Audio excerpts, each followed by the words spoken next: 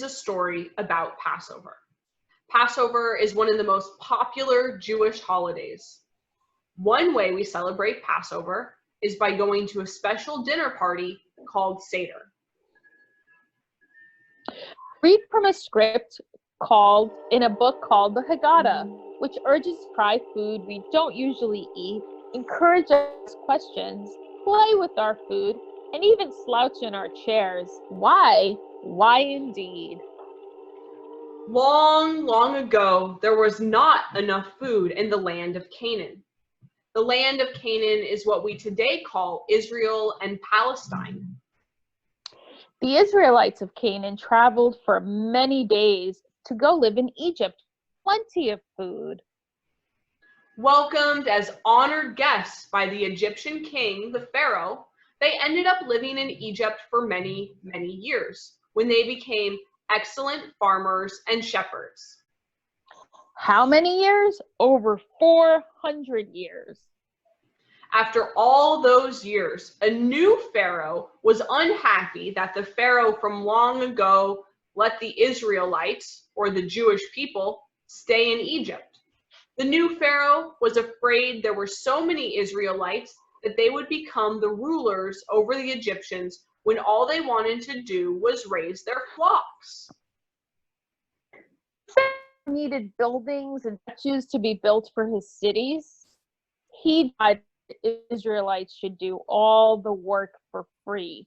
They became his slaves, making bricks and pulling heavy loads. He worked for hours in the hot sun with very little food and water.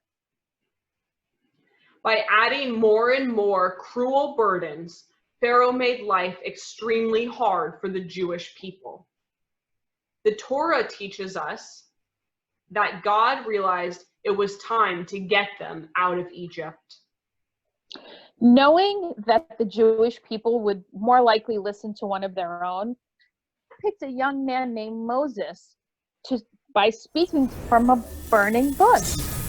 Amazed that the bush burned without turning to ash, Moses knew God was strong, but he did not feel strong enough to be a hero.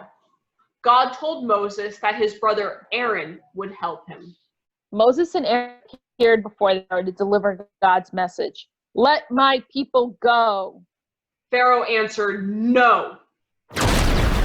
God caused Moses' walking stick to become a snake. But Pharaoh made the slaves work harder. Since God wanted to change Pharaoh's mind by showing him what it felt like treated badly, God created plagues like frogs, darkness. During each plague, Moses and Aaron went to the Pharaoh and said, let my people go. Terrified, Pharaoh said yes, but he changed his mind to no as soon as each plague stopped. Finally, the last plague was so terrible. Pharaoh answered yes and meant it this time. Or he thought he meant it until after the Israelites left.